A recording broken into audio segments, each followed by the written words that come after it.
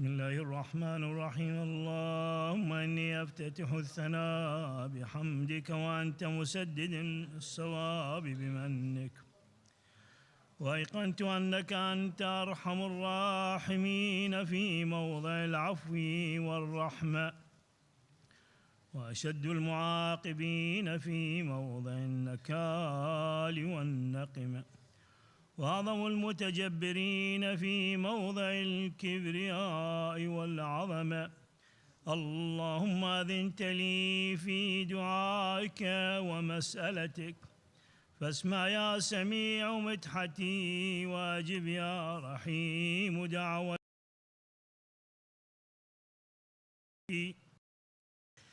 فكم يا إلهي من كربة قد فرجتها، وهموم قد كشفتها، وعثرة قد أقلتها، ورحمة قد نشرتها، وحلقة بلاء قد فككتها.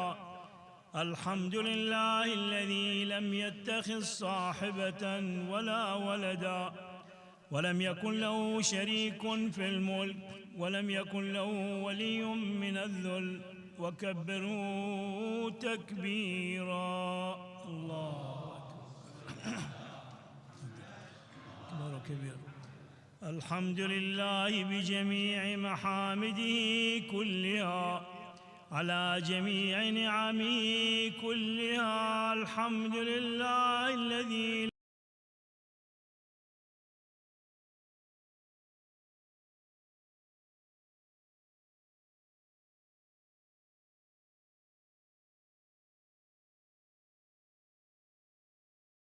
في عطيه.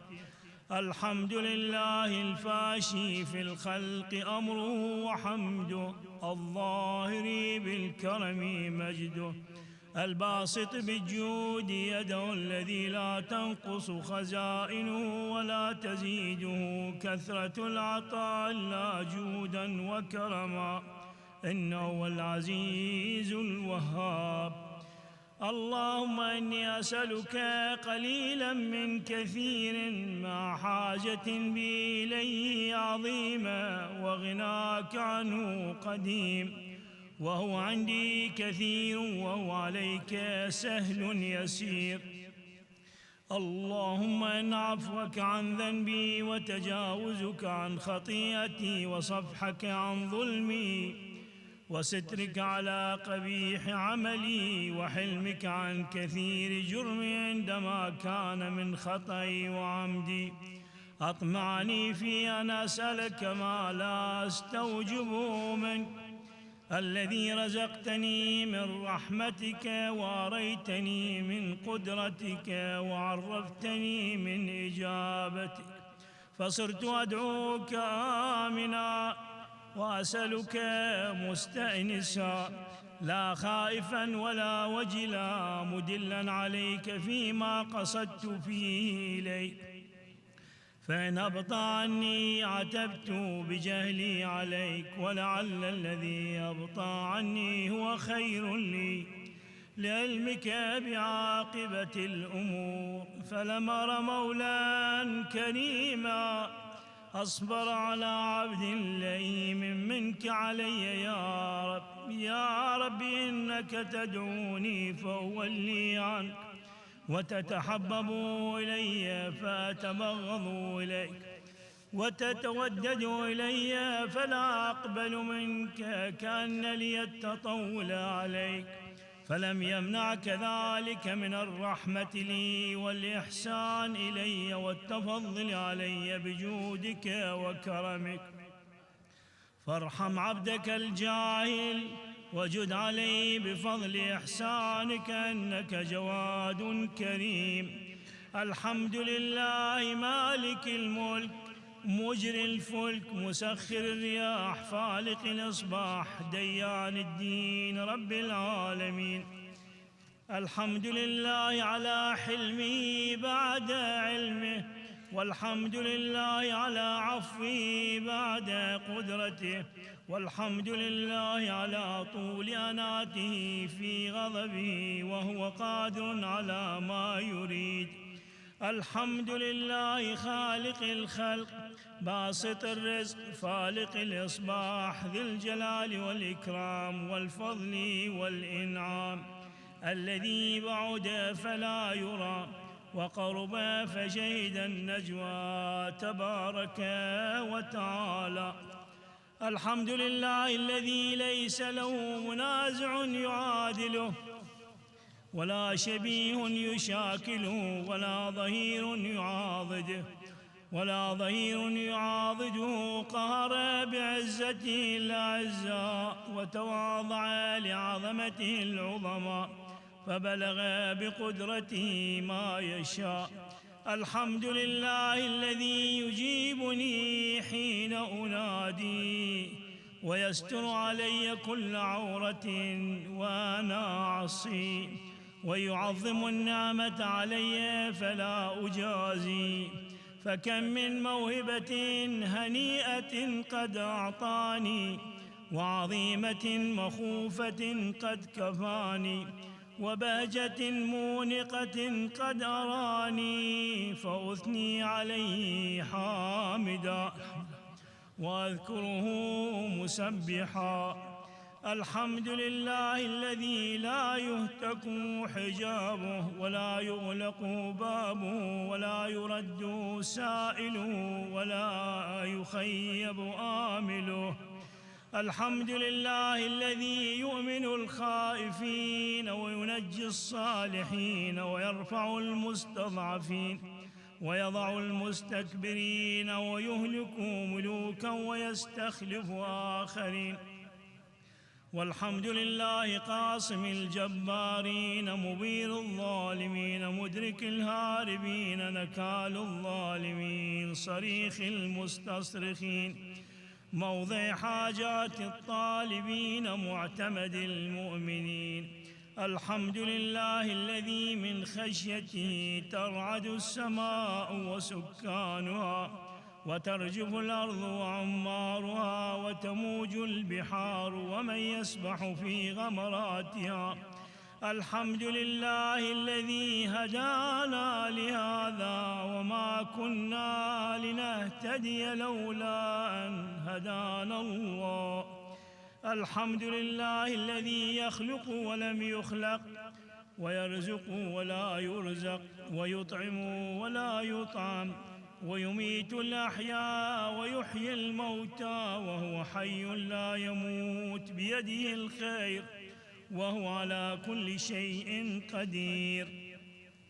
اللهم صل على محمد عبدك ورسولك وأمينك وصفيك وحبيبك وخيرتك من خلقك وحافظ سرك ومبلغ رسالاتك أفضل وأحسن وأجمل وأكمل وأزكى وأنمى وأطيب وأطهر وأسنى وأكثر ما صليت وباركت وترحمت وتحننت وسلمت على أحد من عبادك وأنبيائك ورسلك وصفوتك وأهل الكرامة عليك من خلقك.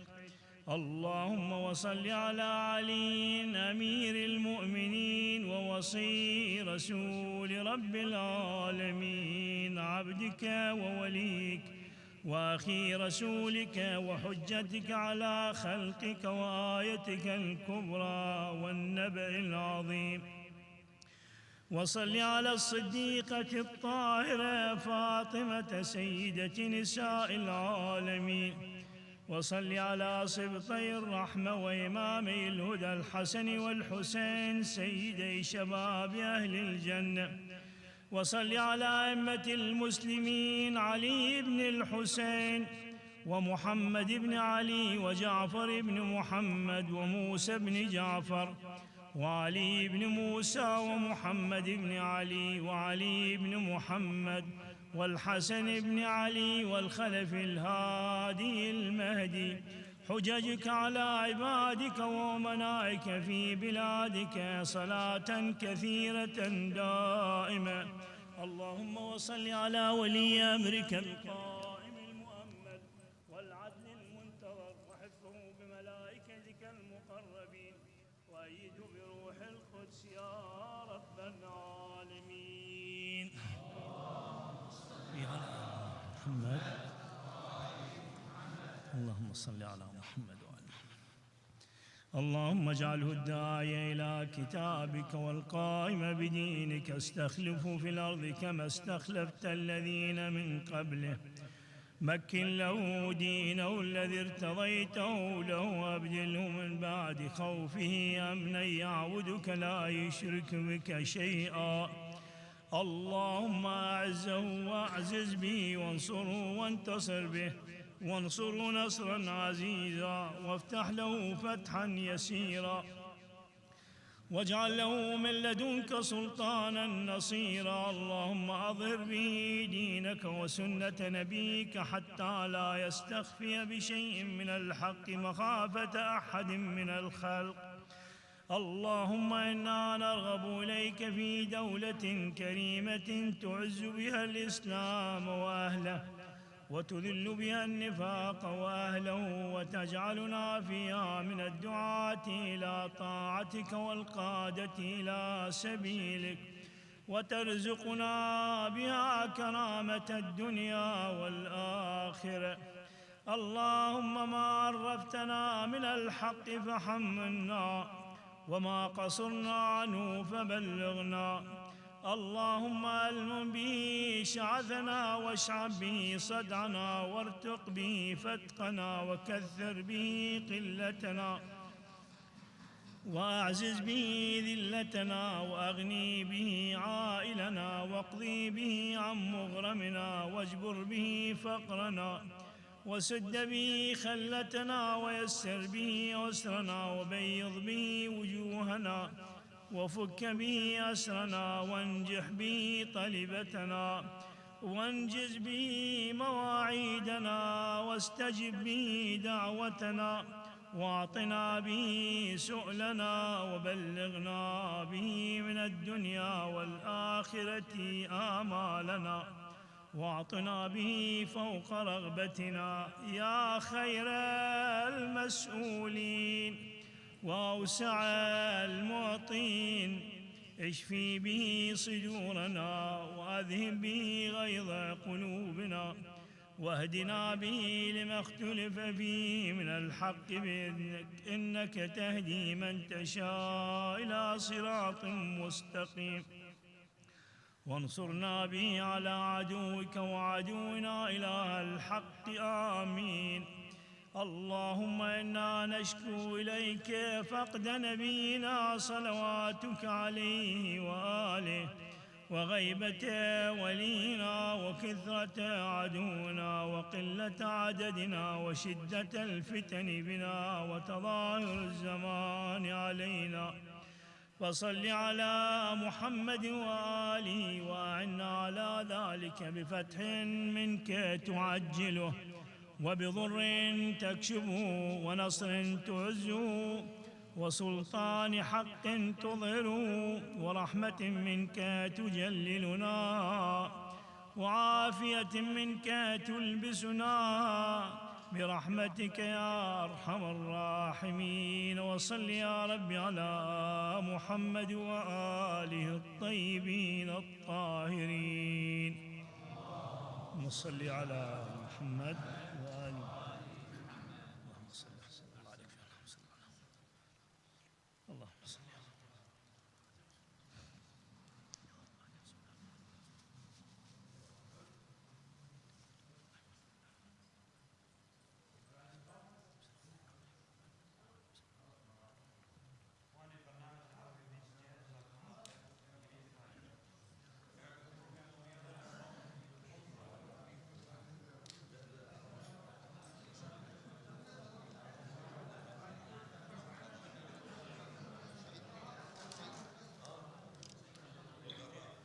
هناك البرنامج إنجليزي.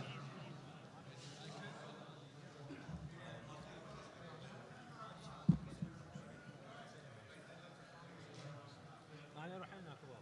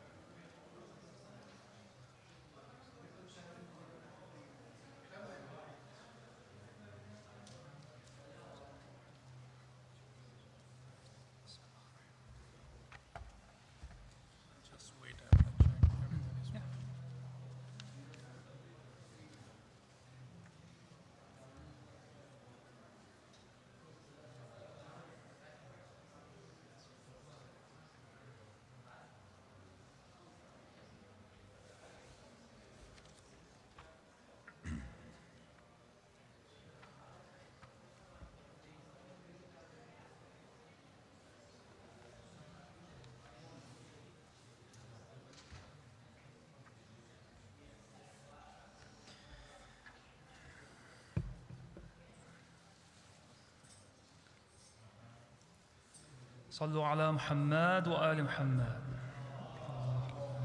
صل على محمد وآل محمد.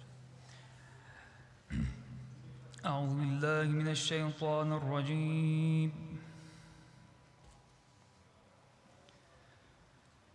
بسم الله الرحمن الرحيم.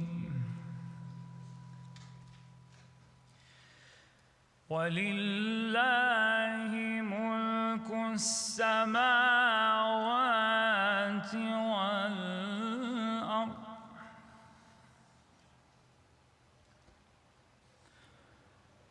والله على كل شيء قدير.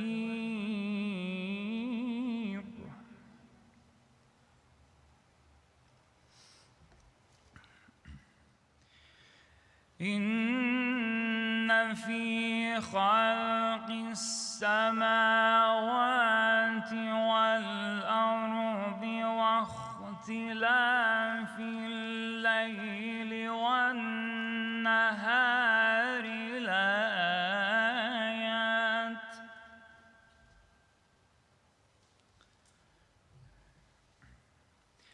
لآيات لأولي الألباب.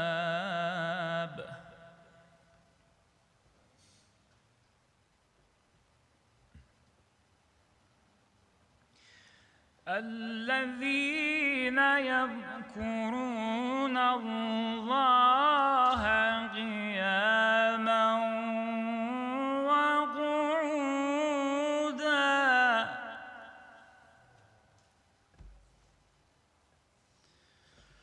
وعلى جنوبهم ويتفكرون في خلق السماوات والأرض ربنا ما خلقت هذا باطلا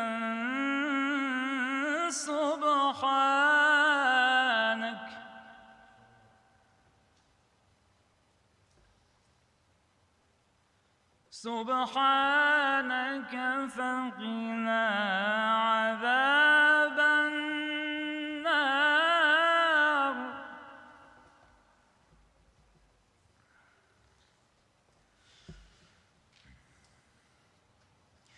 ربنا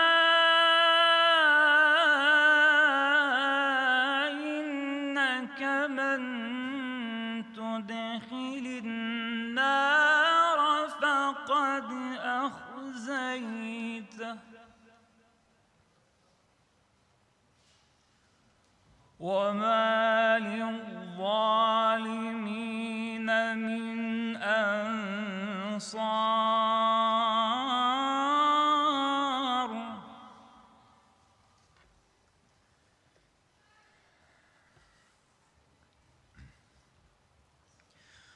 ربنا إننا سمعنا مناديا ينادي للإيمان أن آمنوا بربكم فآمنا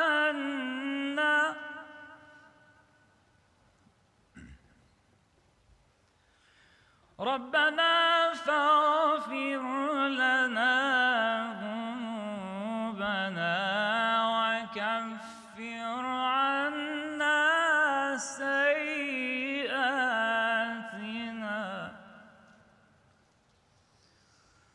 وتوفنا مع الأبرار.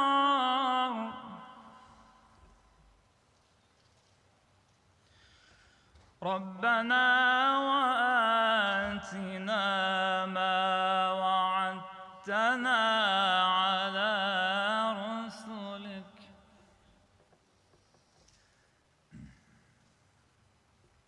ولا تخزنا يوم القيامة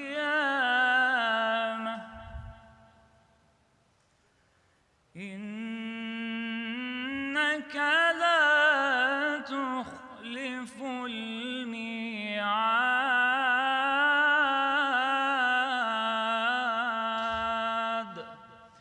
صدق الله العلي العظيم. صلوات اللهم صل على محمد وآل محمد.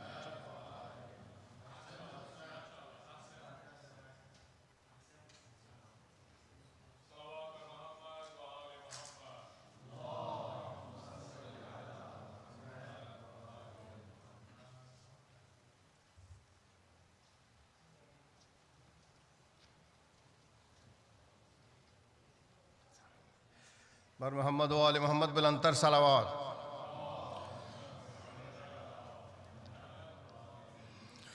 हक आशनाए शाह हिजाजी बना दिया, हक आशनाए शाह हिजाजी बना दिया और मुस्लिमों मुजाहिद गाजी बना दिया। पढ़ता है उसके ज़िक्र से तेरी जबीं पे बल, पढ़ता है उसके ज़िक्र से तेरी जबीं पे बल, सजदे ने जिसके तुझको नमाजी बना दिया। दरूद बर मोहम्मद व आले मोहम्मद।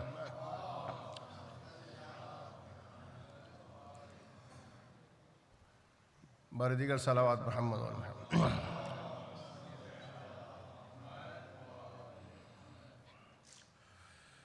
जुज़ खुदा कोई नहीं है, अपने सर पर दूसरा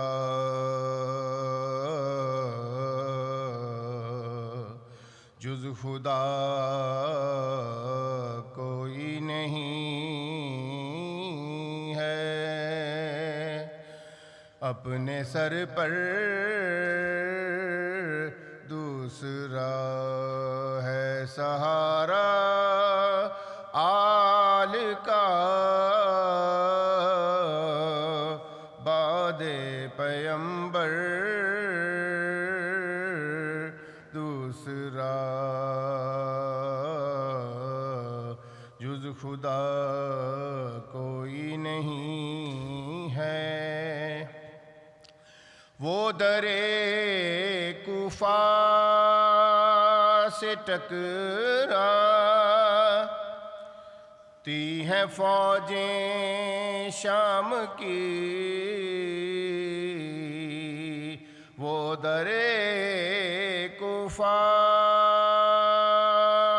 से टकराती हैं फौजें शाम की, ढा रहा है फातिमा का लाल खैबर, दूसरा जुज़ खुदा कोई नहीं है। खींचता है ज़ुल्फ़िकारे हैदर इब्ने अली, खींचता है ज़ुल्फ़िकारे हैदर इब्ने अली, कांपता है खौफ से जबरील का पर, दूसरा जुज़ खुदा कोई नहीं है। मख्तार से मातमे शब्बीर ने बख्शी है वो अज़मत मुझे, मातमे शब्बीर ने बख्शी है वो अज़मत मुझे, चश्मे पूर्णम में लिए फिरता हूँ कौसर, दूसरा जुज़ खुदा कोई नहीं है, अपने सर पर दूसरा है सहारा आल का, बादे पैगंबर दूसरा। बार मोहम्मद व आले मोहम्मद सल्लल्लाहु अलैहि वसल्लम।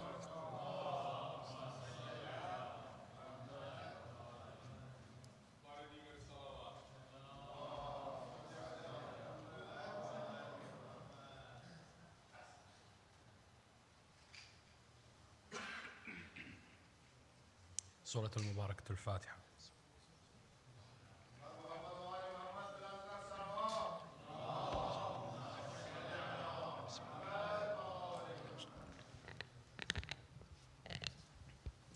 أعوذ بالله من الشيطان اللعين الرجيم. بسم الله الرحمن الرحيم. الحمد لله رب العالمين وبه نستعين، والصلاة والسلام على أشرف الأنبياء والمرسلين خاتم النبيين سيدنا وسيد الأولين والآخرين بالقاسم المصطفى محمد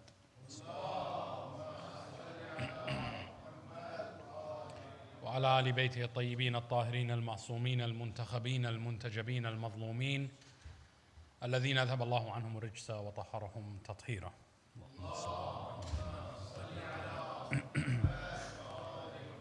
لا سيما بقية الله في الأرضين أرواحنا له الفداء, for the ta'jeel of the faraj of Sahib al-Asr wal-Amr, and for his well-being and our well-being, and in the hopes of being in his du'as on these holiest of nights, let us gift him the gift of Surah al-Mubarak, Surah Salawat ala Muhammad wa ali Muhammad, with the loudest of our voices. Sallu ala Muhammadin wa ali Muhammad.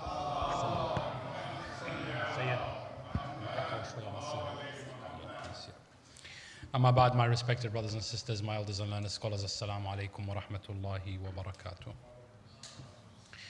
عظم الله أجورنا وأجوركم بمصابنا بأمير المؤمنين علي ibn Abi Talib alayhi salamullah. Yesterday we spoke very briefly about our attitude towards healing and creating solutions and working within our local regions. Think globally, but act locally. And we want to take a look at the life of Amir al-Mu'mineen Ali ibn Abi Talib alayhi salamullah, and in doing so, take a look at the Islamic responsibility, the social responsibilities that we have as believers in Allah subhanahu wa ta'ala, as those who accept the nubuwwah of Muhammad sallallahu alayhi wa alihi wa sallam, and those who follow the wilayah of Amir al-Mu'mineen wa Imam al-Muttaqeen, Sayyidina wa Mawlana Ali ibn Abi Talib alayhim afdal as-salatu was-salam. Sallu ala Muhammadin wa ali Muhammad.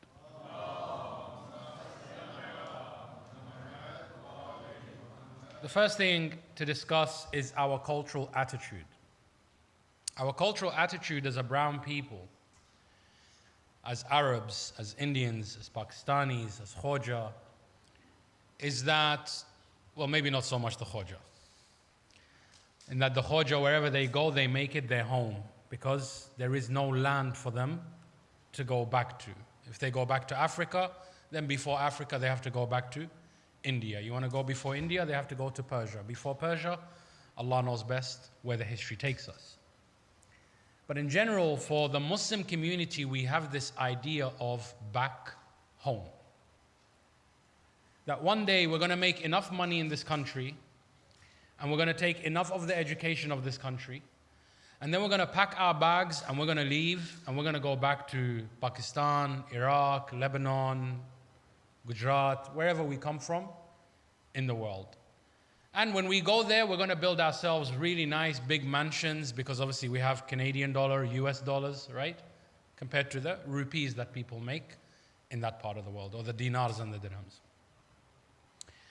And then our relationship with the West becomes the relationship of a host. That we are only here to take from the host.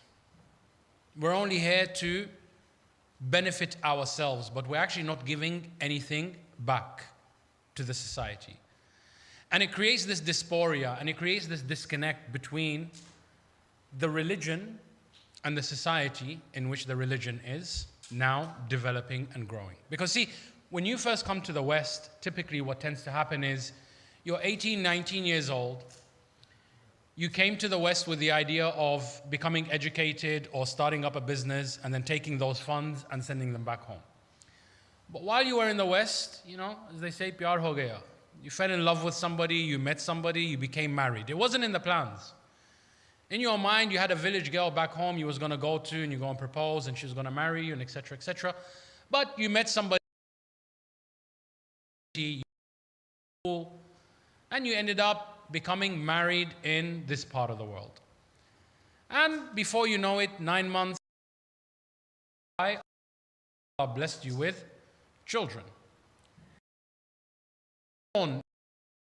They were born in London, Ontario.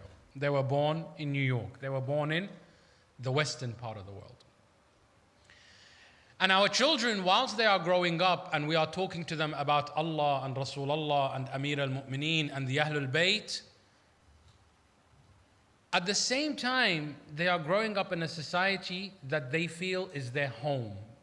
For me, this is not home. For me, back home. I'm sending my money and I'm going to go back home. Where does the problem happen? When we meet at a crossroad? When my child turns 15, 16 and I say, Yalla Baba, we're going back home. They say, what? Where? This is my home. All my friends are here. The language I speak is here. The way I dress is here. The street names that I know is here. You can take me back to Lebanon for a vacation. Yes, no problem. More pictures for my Instagram, you know. But if you're taking me back to live there, no, I can't do that because I'm not going to fit. Take me back to Iran. I'm not going to fit. Take me back to Karbala. I would love to visit Abu Abdullah al-Hussein 3 days and then fi aman Allah, and I come back to what I have understood to be the norm. These two bipolar ideals coexist in one household at times. And they create many problems for us. And therefore it comes to really one of two things. Either the parents are going to say to the children, khalas, forget the West, we're going back home, and that's going to be the only home that you'll ever know. And I am done with the West, I don't want to be in the West anymore. I am doing hijrah fi sabilillah. I'm packing my bags and I'm going back home. Or as a parent you say, khalas, there is no back home. This is where my children are. This is where my children are going to grow. This is where I'm going to also remain. And we see this happening a lot of times. But what doesn't change is that there is no middle ground where we can meet. There's no buffer zone. Because there is a world of difference between your child's home and your home. My home, back home, when we are, you know, when you walk out in a village, and I'm talking about the parts of the home that I know. You know, my wife is from Lebanon. I'm from Iraq. When I go to Iraq, I notice one thing, and I also notice it in Lebanon. And I'm sure if Nawabba, inshallah, follows up on his word and takes me to Pakistan soon, inshallah, Murtada's wedding, ilahi al-haqi ameen. When we go to these parts of the world, we notice one thing, that everybody knows everybody by first name basis. You can't walk in the village in Lebanon or in Iran or in Iraq without having to stop and say salam to every shopkeeper, because if you don't, they're going to tell your parents, I saw your son, he walked by, he didn't say salam. What does that mean? That means this is a community that actually connects. The parents, they work in the daytime, but then they meet up in the coffee shops in the evenings. They meet up in the kebab shops in the evenings. You know, the same way you and I meet our friends at Tim Hortons, Duncan's, downtown, wherever we go, right? Our parents, that's their home. That's where their childhood is. That's where their bonding happens. In that society, it's a very different society. In that society, if you don't check up on each other, then it's rude. In this society, if someone keeps checking up on you, you're like, hey, buddy, my privacy, what are you doing? Back home, you could not really become successful as doctors, and I explained to you why. It's not because we're stupid. We are the same people from back home who you put us in Harvard, we come out in the top 2 percentile. You put us back in our village, we're not going to graduate even if you put Harvard in our village. Do you know why? Because back home, I could be revising. A guest comes and knocks at the door. Forget revision and studies. I have the guest of Allah in my house. I have to serve him tea, coffee, sit in front of him, attend to him. There is this social fabric. That, Baba, who cares if you become a doctor or you don't become a doctor? We're talking about now. I am in your house right now. Show me good akhlaq. Show me good adab. It's a very close-knit community. It's a collective community. In the West, if I'm coming to your house, I have to take an appointment. I can't show up unannounced. I have to call you before I show up. You know, I was in Lebanon in, I think 2019. And all we do, you know, in the daytime is we sit, my wife's grandparents, we sit in their house and they have like a balcony, but it's like on the ground kind of thing, on the ground floor. And we'd sit there just, you know, and whoever goes by, Salaam alaikum, alaikum salam, tfaddalu. Welcome, come sit with us. And I thought it's a formality to say, but I realized every person I say to them, tfaddal, they come, they sit down. Within 2 days, I knew the whole village. Everyone sat down, had a little bit of chai, some biscuits, something, you know. They call it tasyura. We're going to visit someone we don't know who yet. We're just going to walk in the street. Whoever's sitting outside their house, it means they are accepting guests at that time. And we just sit there and we talk and we catch up on the news and what's going on with whose life, who's sick, who's not sick. You know what? That is the best way of Instagram. I don't need people to tap and tell me that they liked what I'm saying. I can look at their faces and I can see. If I want to know how viral my page is going in the social world of back home, the story that we had in this gathering, tomorrow I'm going to hear it at the baker's shop. And most times you pretend you don't even know the story because you just want to hear what version of the story is he going to tell me, because you know stories change as they move along. And there's this beautiful network of connecting. In the West, it's different. In the West, our children grow up with a whole different lifestyle. Conditioned from a very young age, these are my toys. Even in nurseries, kindergarten. These are my toys. This is my backpack. I grew up in a generation where, you know, my brand new socks were hand-me-downs. So my brother got brand new socks. I got them first, so I got the brand new hand-me-downs, right? There wasn't my backpack, your backpack. Khalas, he's finished with the backpack, now it's your backpack. And there was no sense of shame in that, oh, this is a hand-me-down. There was actually a story to go along with it. This one, you know, my brother gave it to me after he got this. And there's a nice story there. There's sentimental values. In the West, it's very different. In the West, we measure our worth, our self-worth, our success, our failure by different measurements. It's like saying, I want to measure, you know, distance. Or for example, I want to measure distance in milliliters. You can't. You can measure distance in kilometers, not in milliliters. You can measure water in milliliters if you want, in gallons, but you can't measure distance in that. And sometimes the values, when they change, it becomes different to have the same observations of people. And what do I mean by that? I mean back home, when we see someone who, when they talk to a woman, they lower their gaze, they put their head down. When someone sees an auntie carrying bags, they'll run after her and pick up the bags and they'll take them somewhere. To me, when I look at someone like that, I make dua for their parents. I say, may Allah bless your parents. They raised you as a good child. You're helpful, you know. Asht idak is one thing that we say in Iraq. May your hand never die because you did kindness to me. Your hand was extended to me in goodness. Ashat idak, may your hand live forever. And to me, by looking at those standards, I see that this person is good. In the West, for example, there could be a person who does none of this. But if I'm measuring that person in the West with my back home values, I can look at that person and I say to myself, that person is not a good Muslim. That person, in fact, is not even a good human being. That person is selfish. Why? Because I'm measuring them by my values. But according to their values, they could be the most righteous person in their community,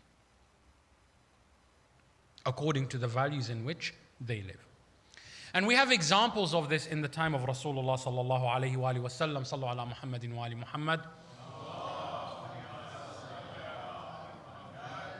And in the lifetime of Amir al-Mu'mineen, another salawat ala Muhammadin wa ali Muhammad, whereby they specifically say to us, never ever hold people to your standards, but hold them to their standards. What does that mean?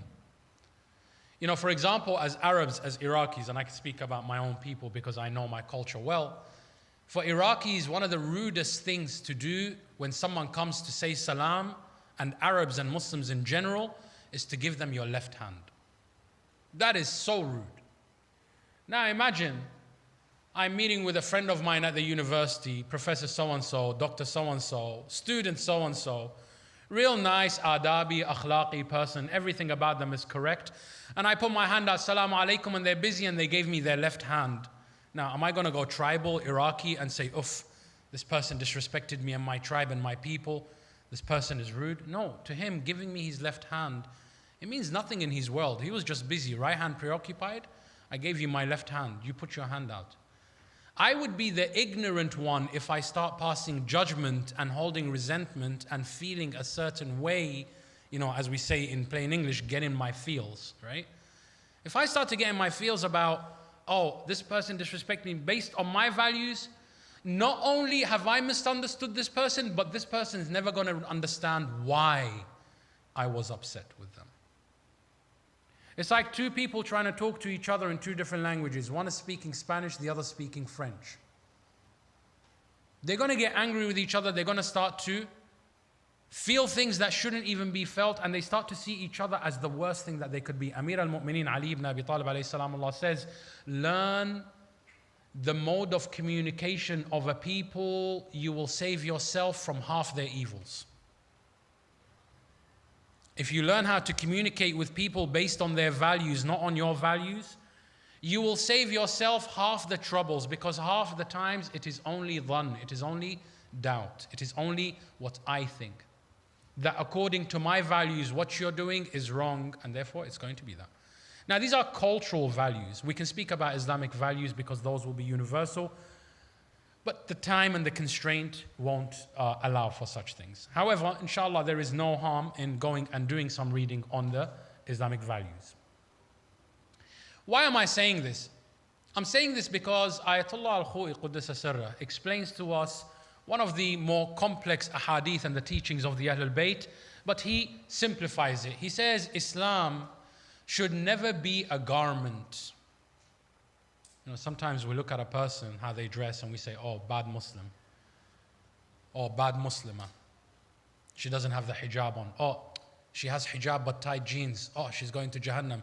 Don't worry, you're following her in the same path. You shouldn't be looking to begin with. True or no? We're so quick to pass judgments on others, but what are you doing? You broke your own haram. Allah told you don't look, you looked. Same difference. So we're too busy, like Isa ibn Maryam alayhi salam, Allah says, do not be the kind of believer who tells people they have a speck in their eye when you have an entire tree growing out of your own eye. You know, you're looking at a person, you say, you have a little speck in your eye, but you have a whole tree coming out of your eye. In the perspective of the world, I could be the worst person. I could be the most hypocritical person. Allah knows best how I am perceived. While at the same time I'm going around, Maulana says, Maulana, and I'm making everybody look to be bad. So let us take a step back from judgment and take a step towards understanding.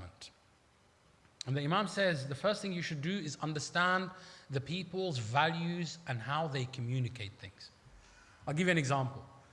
When I first got to the US, every time I say to someone, thank you, they just say, mm-hmm. I'm sure you've heard that if you've been to the US. Thank you very much, ma'am. Mm-hmm. Now, in the UK, that is extremely, extremely rude. If someone says to you, thank you, you say, you're welcome.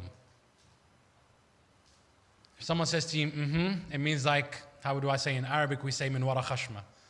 like from behind their nose. It's very difficult to explain in English, right?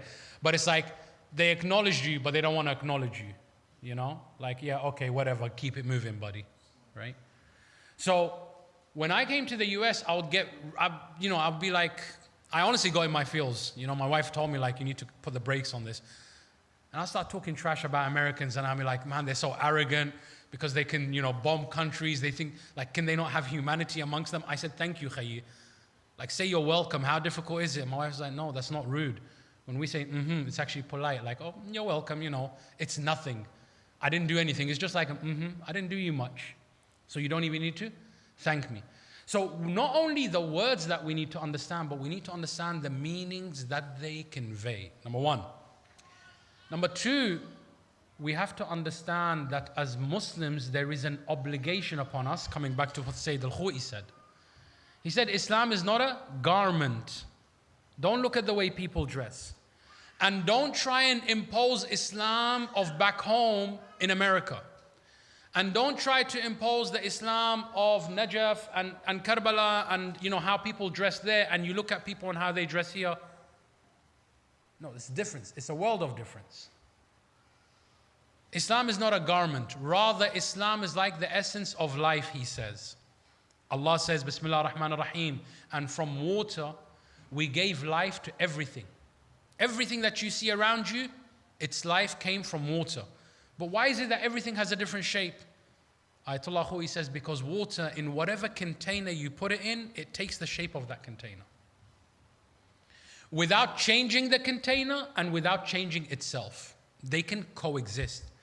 He said, likewise, Islam is such that if you poured Islam into the American continent, it takes the shape of America. If you poured it in Canada on London, Ontario, Islam should take the map of London, Ontario and shape itself towards that. Islam is a religion. Rasulullah says, every one of you is a doctor, and every doctor has his patients. My patients could be my children, that they are the ill ones and I am the doctor.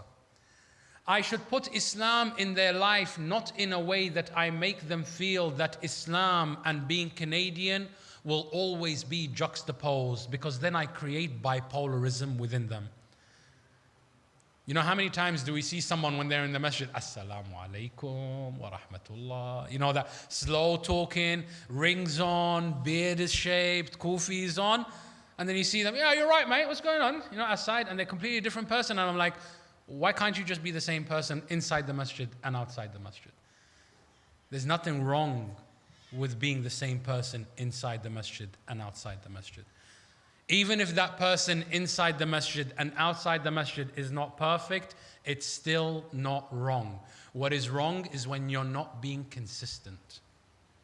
When it's wrong is when you're creating these double standards. And unfortunately, we sometimes create this idea that you have to act a certain way when you come to the Imam Barga. Now, I say this with a caveat. There is ihtiram.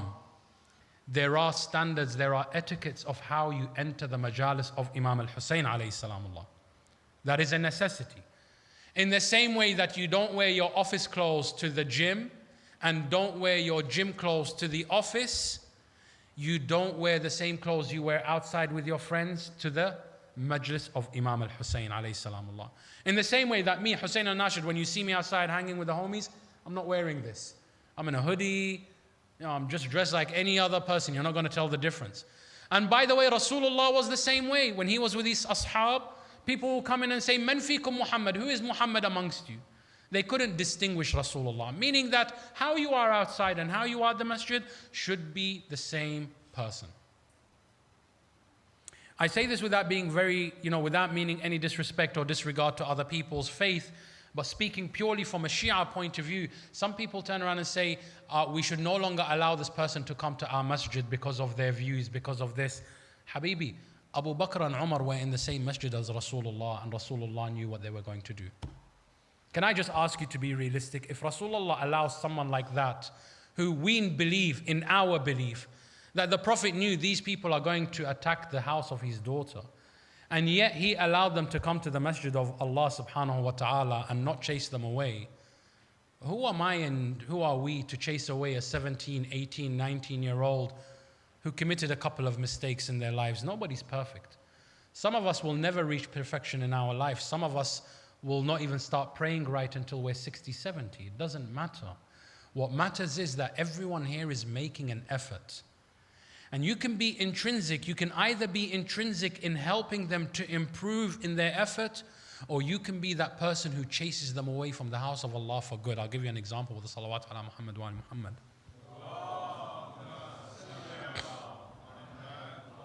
Two people, same gym.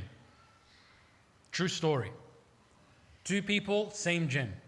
One of them is, he's not diesel, but he's all right, He's not Oompa Loompa, but he's all right. And he comes to the gym. And while he's doing his sets, someone made a comment. Look at this guy wearing tight shirt, thinks he's all lit. And obviously these guys, bigger muscles, they've probably been hitting the gym since they started drinking milk at 6 months, right? So they started making fun of this guy, right? This guy stops coming to the gym. We say, Baba, let's go to the gym. He's like, nah, I don't really feel comfortable there. It's not my vibe. I'd rather just go for a run around the park. The other person who comes to the gym, and I swear to you, all he does is he sits there with his bag of chips in his hand, and he's talking and he's distracting everyone from their set. And he'll do the same thing every time he comes down to bench. He'll remove the weights, put lesser weights, do 1, 2, and he'll be like, nah, I think I can't do it anymore. And then he sits. He's there for the conversation, to hang out with the guys at the gym, and to look at not the guys in the gym, right? There's people that can be like that. But everybody liked him because he had this character about him, this charisma about him.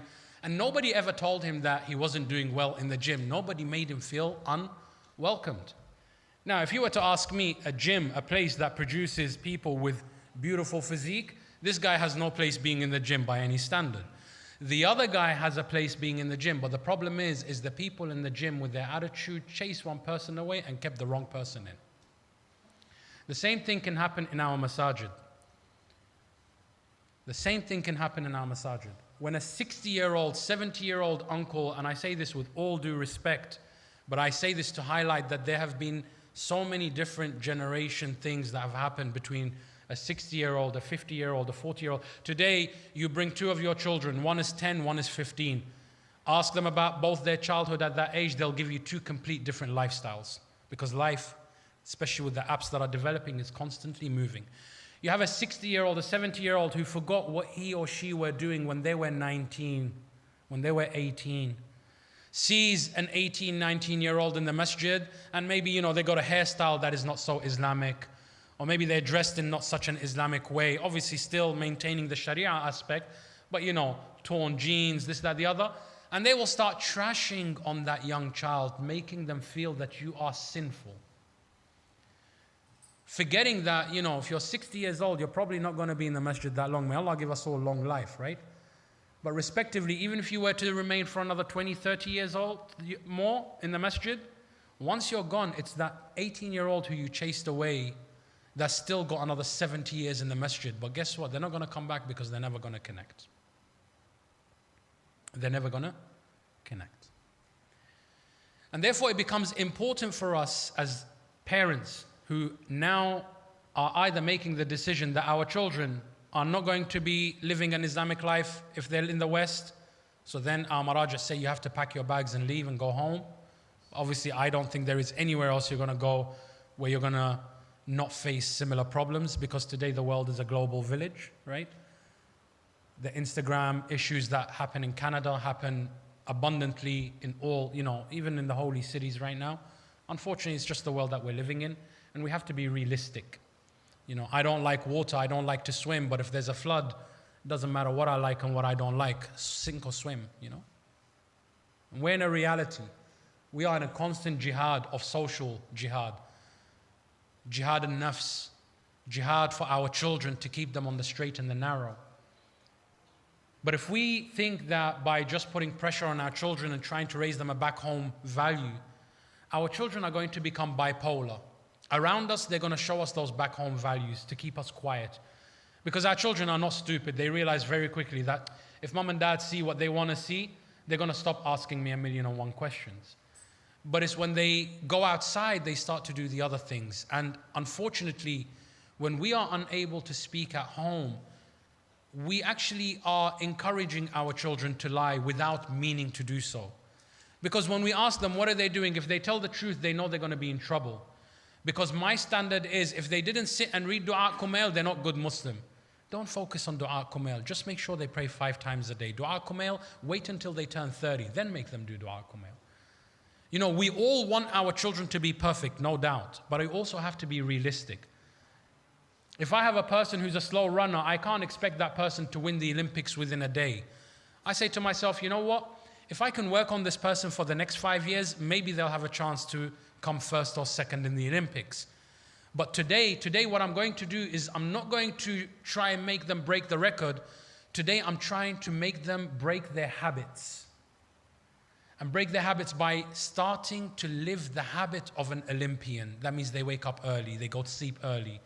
Then I start to move to making sure that they're consuming the right things. You know, slowly but surely. Our children, when they learned to speak, they didn't just speak right away. They started to talk their first words when they were 6 months to a year. Then slowly, you know. And the thing is, you remember when our children were making mistakes, we used to laugh and smile and look at them and say, look. You know, they're trying to do this. Even though they were failing, we saw it as cuteness. That attempt to try and fail, it was cute. When we see our babies stand up for a second, wiggle, wobble, and then they fall on their face, like, and then we pick them up, and it's like, oh my God, they're so cute. They're trying to walk, but they failed. They didn't succeed, but they were trying. And it's that effort of trying that we loved about them. Likewise, when you see your child is trying to pray, unfortunately, sometimes it even happens in the masajid, where I see children very young, and I actually don't correct them, and I intentionally don't correct them, because I think, you know what, right now, let them get this straight. That will be a lesson for next time I see them. I see children, they will join salah, and, you know, they do takbir, and the imam is in ruku', and they do takbir, and immediately go into ruku' without doing a second takbir. I know if I'm going to tell this kid, or if I'm going to say it on the minbar, the kid is not stupid, he's going to know I'm talking about him. That kid is going to feel like they're being attacked. They're going to feel like discouraged from coming to the masjid. Instead, I turn around and hold their hand. I say, well done. I love the fact that you're on the first row of salah. Good. Keep it up. Because when they keep doing this back and forth, then they themselves will start to feel like, okay, I've mastered coming to salah, coming to the masjid. What's next? I want to do something different. What's next, Agha? Now they come and they ask the parents, the elders in the community. Now we say, you know what? We don't have anyone to recite dua. Can you read the dua? Oh, I don't know how to read dua. Okay, it's fine. We're going to enlist you in the Arabic class if you have the desire to learn. Yeah, inshallah. You know, I've been helping out with other stuff in the Jama'. Now I'm going to get involved in this. So by positive reinforcement, by actually believing that the future is theirs, and by believing that we can give them an Islam, or rather give them the basic blueprint of Islam and let them build on it. Our kids are going to make many mistakes. Get used to it. Because believe me, you and I, if we sit down right now, and I'm talking about the elders, if we sit down and start telling remember when stories, remember when I was 20, remember when I was 19, some of us will probably feel ashamed of the things that we did at that age. Myself, I see some of you pointing to yourselves, but I point to myself, right? I think some of the kids today are not doing as bad as we did. I think, alhamdulillah, there is more guidance in their life today, right? But if we keep judging them based on the Maulana and the Maulana's actions, you know, they're not Maulana. They didn't grow up in Najaf. They grew up in London, Ontario. They didn't grow up in Karbala. They grew up in Canada. And I'm not saying be different or be indifferent to their shortcomings. What I'm saying is be patient. Inna Allah ma'a as-sabirin. Imam Hassan al-Hussein alayhi salam Allah, when they wanted to teach that elderly man that his wudu was wrong, it's not what they taught, it's how they taught. Through akhlaq, through adab, but above all else, it was through tawadu', through humility. They told him, uncle, we think we're doing wudu wrong. Can you watch and tell us who's doing wudu right? And obviously, he's not stupid. He saw they both did the same wudu. He looked at them, he said, Baba, you are the children of Rasulullah. Both your wudu is right. My wudu is wrong. But may Allah bless Muhammad for raising you with such great character. That you didn't come up to an elderly person and made him feel ashamed of his lack of knowledge. So how we do things is more important than the what we want to achieve. Success is in the how. We're told you get more with honey than you do with vinegar. And that's the same in anything, with our children, with people at work, with everything. And Amir al-Mu'mineen Ali ibn Abi Talib alayhi salamullah, yesterday we said he is Amirun Nahl, the king or the prince of the honeybee. So there is no honey to give as an anecdote better than the life and the akhlaq and the adab of Amir al-Mu'mineen Ali ibn Abi Talib alayhi afdal as-salatu was-salam. Sallu ala Muhammadin wa ali Muhammad. Of the akhlaq and the adab of Amir al-Mu'mineen. And by the way, just on a side note, the way we feel as parents for our children is how Imam Ali felt for every Muslim. Because Rasulullah said, Ya Ali, ana wa ant, abaway hadhihi al-ummah. Oh Ali, you and I are the fathers of this nation. Ali ibn Abi Talib alayhi salamullah never looked at a person as a kafir. He looked at every single person as his own child, and it was his parent or parental responsibility to bring that child back to the way of Allah subhanahu wa ta'ala. And we find that in all the examples that Amir al-Mu'mineen has set for us, it was always through maw'idatun hasana, through good conduct and through akhlaq and adab. And sometimes it's difficult, by the way. But if it was easy, everybody would have done it. I tell you, I sometimes have the worst akhlaq. My wife will attest, right? My siblings, my younger siblings will attest. Sometimes we have the worst akhlaq. But that doesn't mean we're the worst people either. This is to the parents and to the children who may think that, oh, my parents are these people he's talking about. No. Our parents and we as adults who work face 99 problems every single day. Then we come home and we feel responsible for your problems also. And sometimes that adds to the frustration. And sometimes the conversation is not an easy one. But make it easy for one another to apologize. Don't shun a person away when they come to say sorry. Rasulullah sallallahu alayhi wa sallam says, make it a habit to say I'm sorry. And make it a habit to say I forgive you when others say I'm sorry. For if you don't, then you become a hindrance to peace. The peace that you need in your life, you are your own obstacle. Amir al-Mu'mineen Ali ibn Abi Talib alayhi salamullah, during his lifetime there was a blind man who lived in Kufa. And this blind man was neglected by everyone because nobody wanted to listen to him, because all he would do is curse Ali ibn Abi Talib. That's all he ever does. كذا ما كذا من Ali, Ali is this, Ali is that, Ali is worse, Ali is bad, Ali is a drunkard, wal-'iyadhu billah, to the end of it. And nobody wanted to sit around this guy anymore. And the only person that would come and tend to his needs in the month of Ramadan would be Ali ibn Abi Talib alayhi afdal as-salatu was-salam. You know, sometimes you look at a person and you say they're a drug addict, they're an alcoholic. And yes, we can sit and point out their flaws.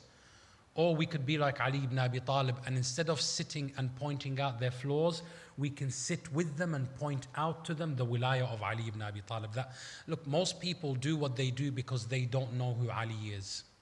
They've never heard about Ali ibn Abi Talib. They've never been in a Husayniyah. Maybe, heck, some of them have never been inside a church. A lot of people left the church.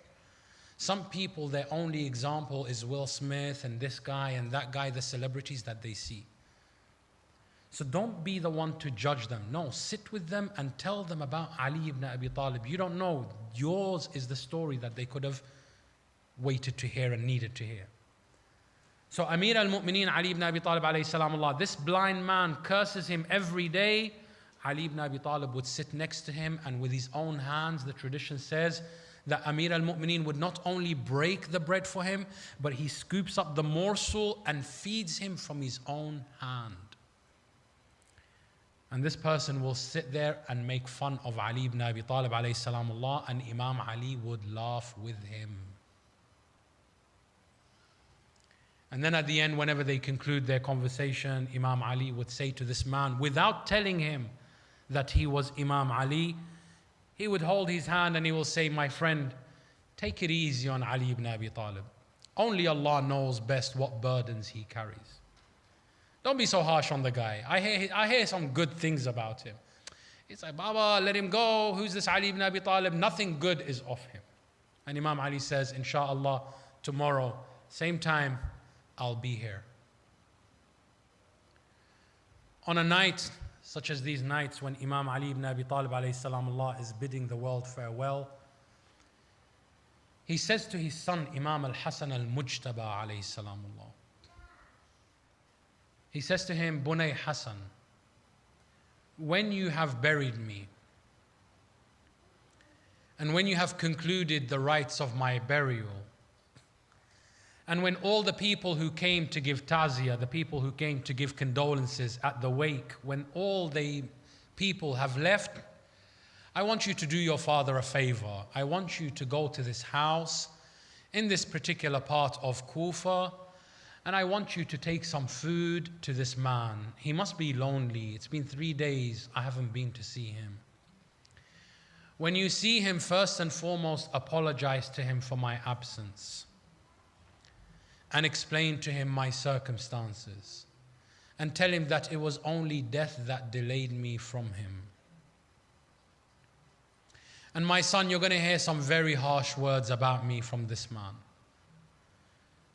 But do not be quick to respond to him, for by Allah, he doesn't know any better. See, Imam Ali is finding an excuse. He's not judging based on his values.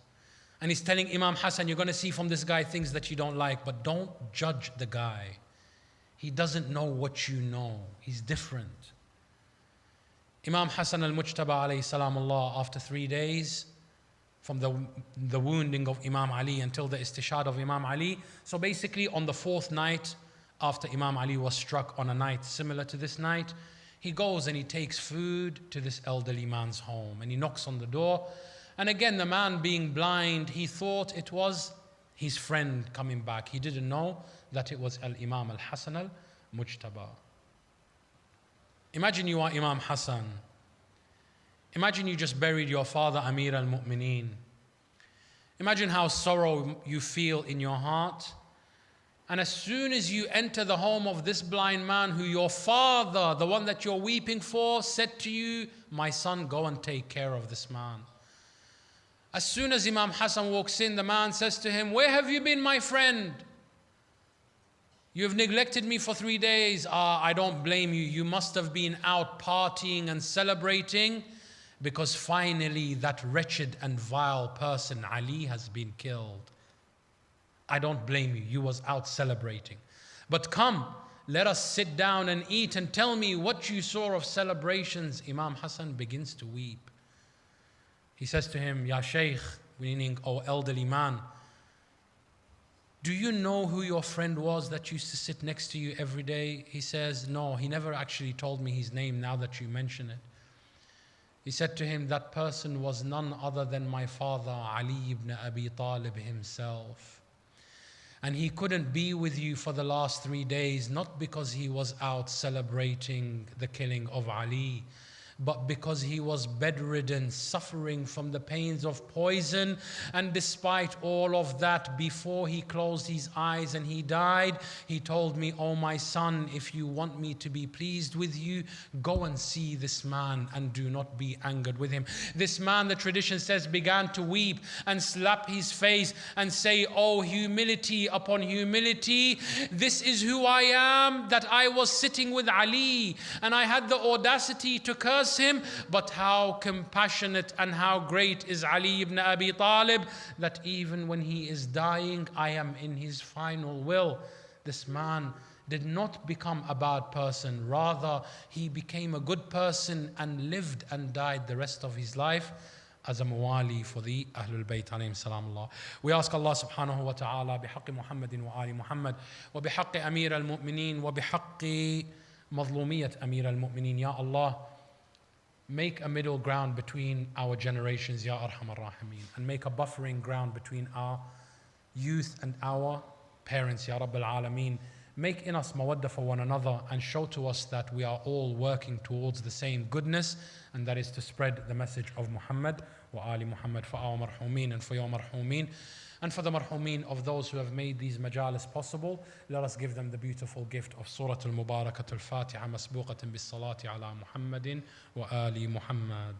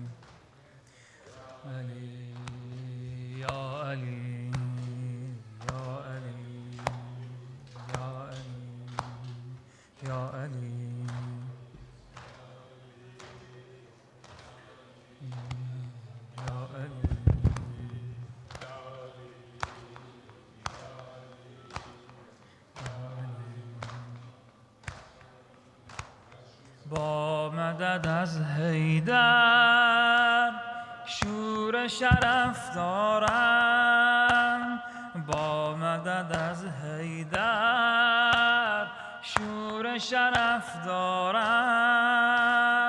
به این دل محزون شوق نجف دارم، به این دل محزون شوق نجف دارم، به لطف سار الله و حضرت زهرا شده نوای من ابوالحسن مولا، ابوالحسن مولا، ابوالحسن مولا، ابوالحسن مولا، ابوالحسن مولا، ابوالحسن مولا، ابوالحسن مولا، مولا، مولا، ز عمق جان خود کنم سلام او، ز عمق جان خود کنم سلام او، علی امام منم غلام او، سلام ما بر تو ای قبله حاجات، تو کعبه عشقی به مادر سادات، ابوالحسن مولا، ابوالحسن مولا، ابوالحسن مولا، ابوالحسن مولا، ابوالحسن مولا،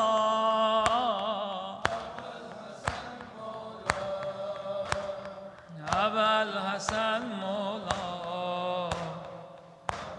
حسن مولا، باید برای تو از و سما گرید، باید برای تو از و سما گرید، هم فاطمه گرید هم مصطفی گرید، دم تو همراه با سوز عجیبی شد و محرم رازت شاه غریبی شد، ابوالحسن مولا، ابوالحسن مولا، ابوالحسن مولا، الحسن مولا أبا الحسن مولا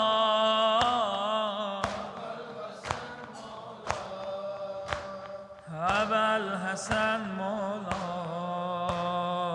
أبا الحسن مولا چون بین آن محراب فدا شدی مولا چون بین آن محراب فدا شدی مولا رفتی به دیدار حبیبت زهرا روزه بخوانم من با یک دل خسته روزه بخوانم من با یک دل خسته از برق خونین و پهلوی بشکسته ابا الحسن مولا ابا الحسن مولا ابا الحسن مولا حسن مولا ابا الحسن مولا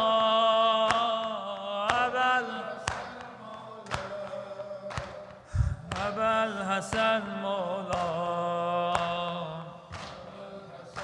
مولا به وقت هجرانت ای رهبر مکتب به وقت هجرانت به مکتب به وقت هجرانت ای رهبر مکتب مرثیه می‌خواندی بر دخترت زینب به یاد آن دم که زلف و جفا بیند به یاد آن دم که ظلم و جفا بیند سر حسینش را به نیزه ها بیند سر حسینش را به نیزه ها بیند واویلا واویلا واویلا واویلا واویلا واویلا واویلا واویلا واویلا واویلا واویلا واویلا ابا الحسن مولا ابا الحسن مولا ابا الحسن مولا ابا الحسن مولا ابا الحسن مولا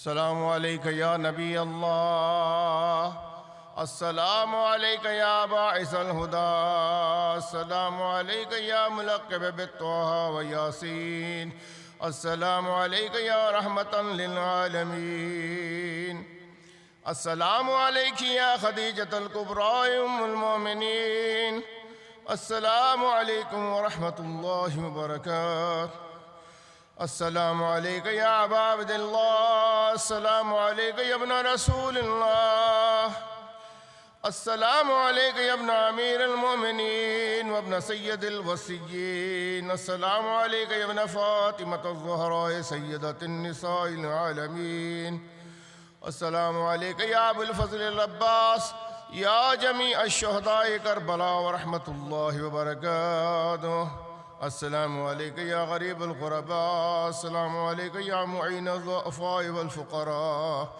السلام عليك يا مغيث الشيعة والزوار في يوم الجزاء. السلام عليك يا شمس الشموس يا أنيس النفوس يا أيها المدفون بأرض طوس. السلام عليك يا سلطان العرب والعجم يا علي بن موسى الرضا أيها الرازي بالقدر والقضاء ورحمة الله وبركاته. السلام عليك يا مولانا يا صاحب النصر والأمر والزمان. الأمان الأمان الأمان من فتنة الزمان. السلام عليك يا شريك القرآن. السلام عليك يا خليفة الرحمن. السلام عليك يا مظهر الإيمان. السلام عليك يا قامي الكفر والطغيان يا دافع الظلم والعدوان. عجل الله تعالى فرجك وسهل الله تعالى مخرجك وظهورك وأنصارك ورحمة الله وبركاته.